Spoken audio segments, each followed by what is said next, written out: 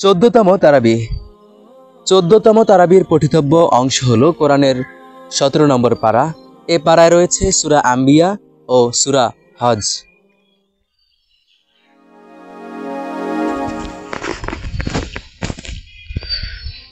ঘটনাবলী। সূরাতুল আম্বিয়া অর্থ নবীগণের সূরা। এ সূরায় 18 জন নবীর আলোচনা এসেছে। তাদের প্রতি আল্লাহর অনুগ্রহ এবং তাদের দাওয়াতের পথ ও পদ্ধতি উঠে এসেছে এই সূরায়। শুরুতেই আলোচিত হয়েছে ইব্রাহিম আলাইহিস সালাম এর দাওয়াতের অভূতপূর্ব কৌশলের বর্ণনা। বিচক্ষণতার সাথে অভিনব পন্থায় তাওহীদের দাওয়াত দেওয়া ছিল ইব্রাহিম আলাইহিস সালাম এর অনন্য বৈশিষ্ট্য। নিজের পিতা ও স্বজাতিকে শিরক ছেড়ে একত্ববাদের পথে আহ্বান করলে তারা বাপ দাদার ধর্মের অজুহাত দেয়। ইব্রাহিম আলাইহিস সালাম বলেন, বাপ দাদা ভুল করলেও কি তাদের অনুসরণ করতে হবে? শত চেষ্টার পরও তাদের চোখ থেকে ভ্রান্তির পর্দা না সরলে ইব্রাহিম আলাইহিস সালাম এক কৌশলের আশ্রয় নেন। একদিন তাদের উপাসনালয়ের সবগুলো প্রতিমা ভেঙে শুধু বড় প্রতিমাকে অক্ষত রাখেন। লোকেরা ইব্রাহিমকে প্রতিমা ভাঙ্গার অপরাধে অভিযুক্ত করে। ইব্রাহিম আলাইহিস সালাম বলেন, তোমাদের বড় প্রতিমাকেই জিজ্ঞেস করো যে কে তাদের ভেঙেছে। তখন তারা বলে, প্রতিমা কি কথা বলতে পারে? ইব্রাহিম আলাইহিস সালাম বলেন, তোমরা কি এমন প্রভুর উপাসনা করো যে তোমাদের উপকার কিংবা ক্ষতি কোনোটাই করতে পারে না?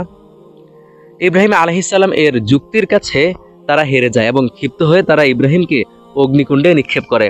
মহান আল্লাহ তাআলা আগুনকে ইব্রাহিমের জন্য শীতল ও শান্তিময় হওয়ার নির্দেশ দেন। আগুন আল্লাহর নির্দেশ পালন করে আর লোকদের হত্যা প্রচেষ্টা ব্যর্থ হয়। এরপর মহান আল্লাহ তাআলা ইব্রাহিম ও লূত আলাইহিস সালামকে পাপিষ্ঠদের হাত থেকে রক্ষা করে বরকতময় ভূমিতে ফিলিস্তিন নিয়ে যান। নূহ আলাইহিস সালাম এবং তার অনুসারীদেরকেও তিনি রক্ষা করেন। দাউদ আলাইহিস সালাম একাধারে ছিলেন শাসক ও আল্লাহর নবী। সুলাইমান আলাইহিস সালাম ছিলেন দাউদ আলাইহিস সালাম এর ছেলে। তিনি ছিলেন শাসক ও নবী। তাদের সময়ের একটি ঘটনা কোরআনে বর্ণিত হয়েছে। একজনের মেষপাল অপরজনের ক্ষেতের ফসল নষ্ট করে। ফসলের মালিক বিচার নিয়ে আসে দাউদ আলাইহিস সালামের কাছে। ফসল নষ্টের এই মামলায় দাউদ আলাইহিস সালাম যথাযথ রায় দেওয়ার পর সুলাইমান আলাইহিস সালাম চমৎকার আপোষ পার উপায় বাতলে দেন। সেটার প্রশংসা করা হয় কোরআনে। উভয়কে জ্ঞান ও ইনসাফ ভিত্তিক বিচারের তাওফিকের পাশাপাশি সুলাইমানকে সূক্ষ্ম জ্ঞান দানের ইঙ্গিত দেন আল্লাহ তাআলা। পিতা ও পুত্র উভয়কে আল্লাহ তাআলা অলৌকিক ক্ষমতা দান করেছিলেন। দাউদ আলাইহিস সালাম এর হাতে লোহা পানির মতো গলে যেত। এ ছিল তার মুআজিজা। তিনি আল্লাহর কাছ থেকে সামরিক পোশাক অস্ত্র তৈরির বিদ্যা লাভ করেন। সুলাইমান আলাইহিস সালাম এর জন্য বাতাসকে বশীভূত করে দেওয়া হয়। বাতাসে ভর করে তিনি যেখানে খুশি যেতে পারেন। বাতাসের মতো জিনেরাও ছিল তার আনুগত্য। অন্যান্য নির্দেশ পালনের পাশাপাশি জিনেরা আল্লাহর এই নবীর জন্য ডুবুরি হয়ে কাজ করত। আইয়ুব আলাইহিস সালামকে দুরারোগ্য ব্যাধি দিয়ে পরীক্ষা করেন আল্লাহ তাআলা। আল্লাহর এই নবী অধৈর্য না হয়ে বিনয়ের সাথে সুস্থতার দোয়া করলে আল্লাহর তাকে রোগমন্ত্রী দান করেন। ইউনুস আলাইহিস সালাম আল্লাহর নির্দেশের পূর্বেই অবাধ্যদের জনপদ ত্যাগ করে মাছের পেটে প্রবেশের মতো মহাবিপদের মুখোমুখি হন। এরপর আল্লাহর কাছে আত্মসমর্পণ করে ভুল স্বীকারের মাধ্যমে তিনি বিপদ থেকে রক্ষা পান। উল্লেখিত ঘটনাবলী ছাড়াও জাকারিয়া আলাইহিস সালামকে বৃদ্ধ বয়সে সন্তান দান এবং মারিয়ামের সতীত্বের সাক্ষ্য ইত্যাদি বিষয় আলোচিত হয়েছে আজকের তেলাওয়াতকৃত অংশে। এছাড়াও সূরা আম্বিয়ার ভেতর ইসহাক, ইয়াকুব, আইয়ুব, ইসমাইল, ইদ্রিস, জুলকিফল আলাইহিমুস সালাম এর প্রশংসা করা হয়েছে। সূরা হজের ভেতর হজের ইতিহাস আলোচিত হয়েছে। কাবা পুনর্নির্মাণ এবং আবাদের পর আল্লাহর নির্দেশে মক্কার পাহাড় চূড়া থেকে হজের ঘোষণা দেন ইব্রাহিম আলাইহিস সালাম। সেই আহ্বান বিশ্বময় পৌঁছে যাওয়া এবং দূর দূরান্ত থেকে বিভিন্ন বাহনে চড়ে বিশ্ববাসীর হজের উদ্দেশ্যে কাবায় আসার সুসংবাদ ও ভবিষ্যৎবাণী করা হয়েছে এই সূরায়। ঈমান আকীদা। সূরা আম্বিয়ার অনেকগুলো আয়াতে তাওহীদের গুরুত্ব ও যৌক্তিকতা নিয়ে আলোকপাত করা হয়েছে। মহান আল্লাহ তাআলা পৃথিবীতে যত রাসূল প্রেরণ করেছেন একত্ববাদের আহ্বানের জায়গায় সকলেই ছিলেন অভিন্ন। সৃষ্টি জগতের নিপুণ ব্যবস্থাপনা প্রমাণ করে মহান আল্লাহ তাআলা সৃষ্টি জগতের একমাত্র অধিপতি। একাধিক অধিপতি থাকলে মতবিরোধে এতদিন তা ধ্বংস হয়ে যেত। আল্লাহ তাআলা বলেন, যদি আসমান ও জমিনে আল্লাহ ছাড়া অন্য মাবুদ থাকতো তবে মতবিরোধের কারণে উভয়ই ধ্বংস হয়ে যেত। সুতরাং তারা যা বলছে আরশের মালিক আল্লাহ তো তা থেকে সম্পূর্ণরূপে পবিত্র। মহান আল্লাহ তাআলা সবকিছুর মালিক, সকল কিছুই তার সৃষ্টি। তিনি জবাবদিহিতার ঊর্ধ্বে। প্রজ্ঞা ও হিকমার আলোকে তিনি যা খুশি করেন। কারো কাছে জবাবদিহিতার দায়বদ্ধতা তার নেই, তবে সবাইকে তার কাছে জবাবদিহি করতে হবে। মিজান ইসলামী আকীদার একটি গুরুত্বপূর্ণ অনুযোগ্য। মিজান অর্থ পরিমাপের মাধ্যম। মহান আল্লাহ তাআলা বলেন, কিয়ামতের দিন আমি ন্যায়ানুগ তুলনাদণ্ড স্থাপন করব, ফলে কারো প্রতি কোনো জুলুম করা হবে না। যদি কোনো কাজ তিল পরিমাণও হয় তবে তাও আমি উপস্থাপন করব। হিসাব গ্রহণের জন্য আমি যথেষ্ট।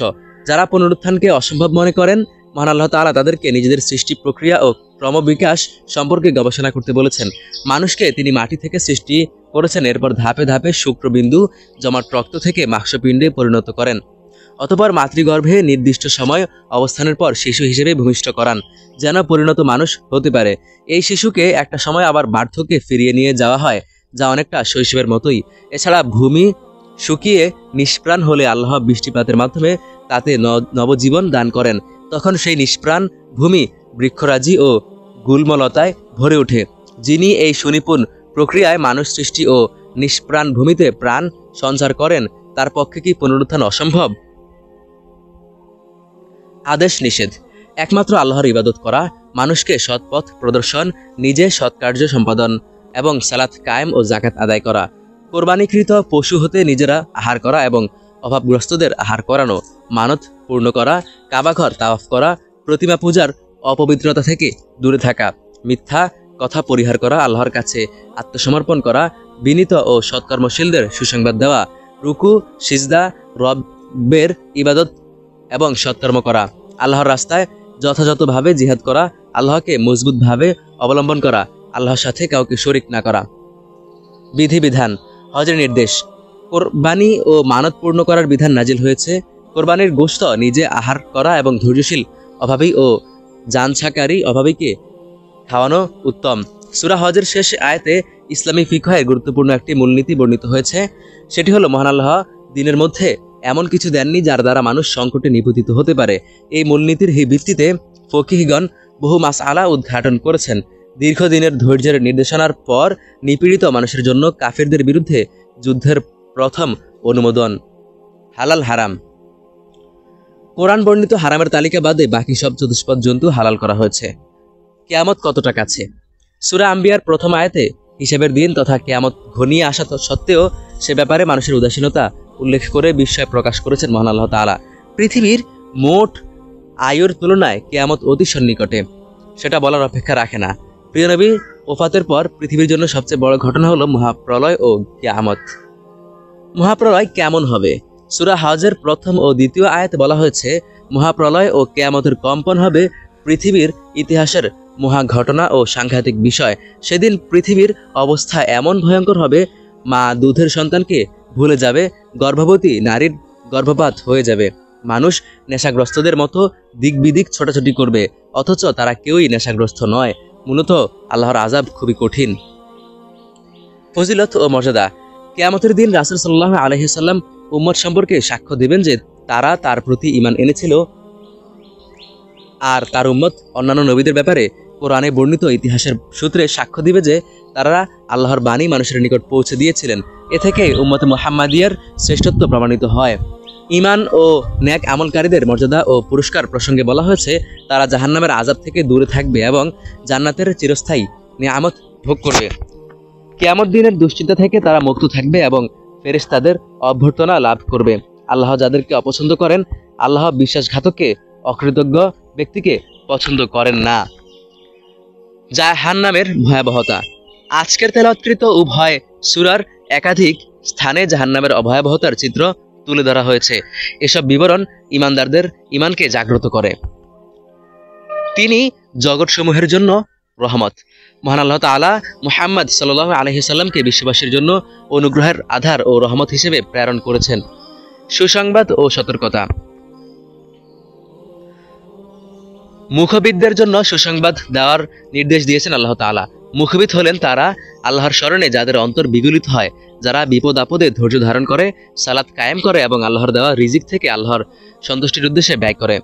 সৎকর্মশীলদেরকেও সুসংবাদ প্রদানের নির্দেশ দেওয়া হয়েছে। মহান আল্লাহ তাআলা ঈমানদার, সৎকর্মশীল, মুহাজির ও শহীদদেরকে নিয়ামতে ভরা জান্নাত, উত্তম রিজিক এবং তুষ্ট হওয়ার মতো স্থানে প্রবেশ করাবেন। পক্ষান্তরে অবিশ্বাসীদের জন্য লাঞ্ছনাদায়ক শাস্তির ব্যাপারে সতর্ক করা হয়েছে। আজকের শিক্ষা। আল্লাহ সবকিছুর নিয়ন্ত্রণকারী। তার সাহায্য থাকলে কোনো বস্তুই মানুষের ক্ষতি সাধন করতে পারে না। যেমন আগুন ইব্রাহিম আলাইহিস সালামকে পোড়াতে পারেনি। মানুষকে মহান আল্লাহ তাআলা ত্বরাপ্রবণ করে সৃষ্টি করেছেন। মানবীয় এই দুর্বলতার কথা স্মরণ রেখে চলতে পারলে প্রবৃত্তি নিয়ন্ত্রণ করা সহজ হয়। এই অভ্যাস অনেক অনাকাঙ্ক্ষিত পরিস্থিতি থেকে বেঁচে থাকতে সাহায্য করে। বাপ দাদার অন্ধ অনুসরণ দোষণীয়। বাপ দাদা করেছে তাই আমরাও করব, এই যুক্তি সব সময় সঠিক নাও হতে পারে। কোরবানির মূল লক্ষ্য আল্লাহর সন্তুষ্টি। কারণ কোরবানির পশুর গোশত, রক্ত কোনো কিছুই আল্লাহর নিকট পৌঁছে না, বরং আল্লাহর নিকট পৌঁছে শুধু আমাদের তাকওয়া। ইব্রাহিম আলাইহিসসালাম এর দিন ও আদর্শ অনুসরণ করতে আমরা আদিষ্ট হয়েছি। তাকে অর্থাৎ মুসলিমদের পিতা বলা হয়েছে। তিনি আমাদেরকে মুসলিম নামে নামকরণ করেছেন। আজকের দোয়া, লা ইলাহা ইল্লা আনতা সুবহানাকা ইন্নী কুনতু মিনাজ জালিমিন। হে আল্লাহ, আপনি ব্যতীত কোনো উপাস্য নেই। আপনার পবিত্রতা ঘোষণা করছি, নিশ্চয়ই আমি অপরাধীদের অন্তর্ভুক্ত। আপদকালে ইউনুস আলাইহিস সালাম এই দোয়াটি পড়েছিলেন। মহান আল্লাহ তাআলা বলেন, একইভাবে আমি ঈমানদারদের মুক্ত করব। আইয়ুব আলাইহিস সালাম দুরারোগ্য ব্যাধি থেকে মুক্তির জন্য এই দোয়াটি পড়েছিলেন। আল্লাহ তাআলা তাকে মুক্ত দান করেন। ইন্নী মাসানিয়াদ দুররু ওয়া আনতা আরহামুর রাহিমিন। আমাকে দুঃখ কষ্ট স্পর্শ করেছে, আর আপনি তো সর্বশ্রেষ্ঠ দয়ালু। জাকারিয়া আলাইহিস সালাম নিম্নের দোয়া নিবেদন করে বৃদ্ধ বয়সে নেক সন্তান লাভ করেন। রব্বি লা তাযারনি ফারদান ওয়া আনতা খায়রুল ওয়ারিসিন। হে আমার রব, আমাকে একা রেখে দিবেন না, আপনি সর্বোত্তম উত্তরাধিকারী।